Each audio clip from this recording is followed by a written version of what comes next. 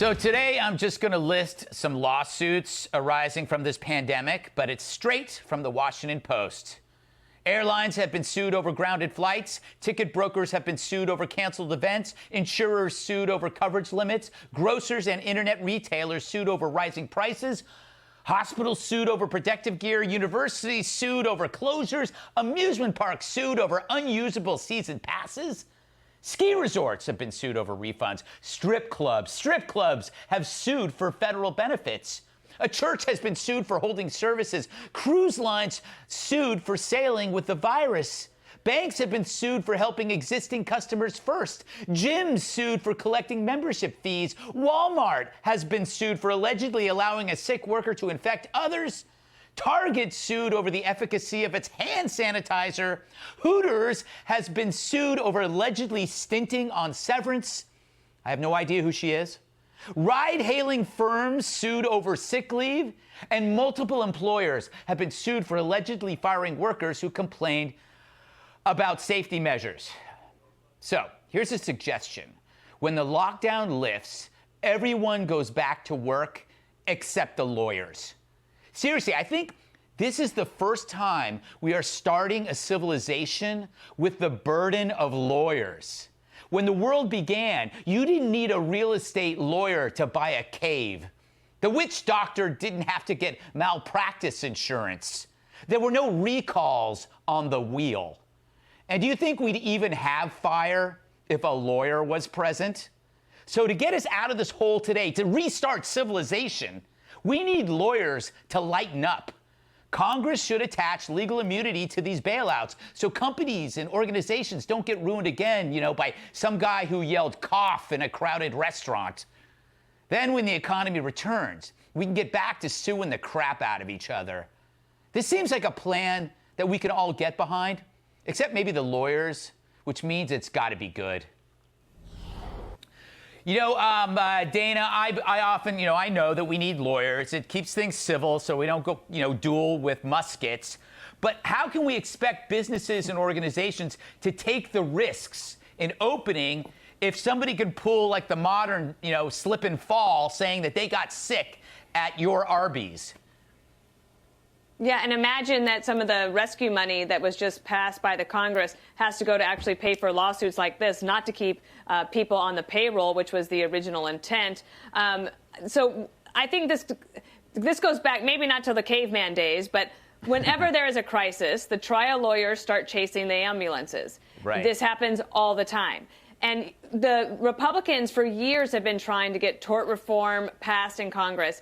They have a strong support with the Democratic Party, but I think that this is the time when you're going to need compromise. Senator Mitch McConnell this week has been talking about the need for this, and he said that the next round of support money for America will not pass if there is not some sort of liability protection. And he's not saying that because he wants to stick it to the lawyers necessarily. He's saying it because it is essential in order to get the economy moving again. If companies are too afraid to start back to work, they're worried about getting sued, we're not going to be able to do this properly. Now, they have to figure out a way to do it so that companies still do what needs to be done in order to protect workers and all of us, like whatever it's going to be in terms of keeping things clean, et cetera. But this legislation is going to pass, and it's going to have liability reform. And I think there's finally time that we're actually going to get a compromise on this in Washington. So one, I'm not talking about allowing restaurants or any businesses to be incredibly careless. There's common sense, but I feel like there needs to be an injection of reasonableness, of knowing that, it's going to take some time to get our legs back in this economy. That's absolutely right. I agree 100%. The only caveat I throw in, Greg, is I think you can't excuse companies who say to workers, come back to work, but they've been reckless or negligent in terms of protecting those workers so that people don't get hurt, don't get sick. Those companies should be held accountable. I don't think there's any question about it. But in terms of just being reasonable, forget slip and fall. We just have to be reasonable with each other because we're going through a difficult time.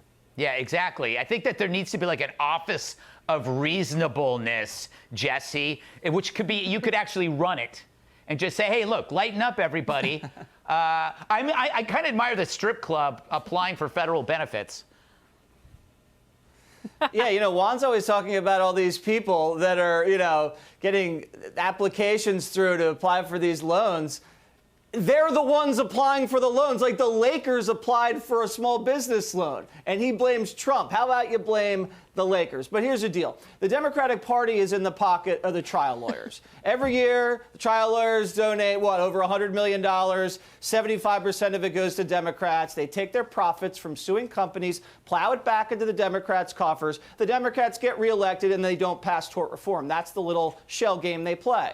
But the Democratic Party economic philosophy is not what we need right now. Remember, their philosophy is overburden and overregulate small business and kind of downplay consumerism. Remember, you don't need this extra car. Why are you getting a truck? Don't take a vacation. How much do you really, really need? And then they're making small businesses go out of business. They're suing them. They're accusing them of discrimination. They're making them compromise their religious integrity. That has to stop. And now it's going to be set up where the left is hurting the recovery, and Donald Trump is going to be saying, hey, let's unleash this thing, and it's not a good position to be in if you're a Democrat. Yeah.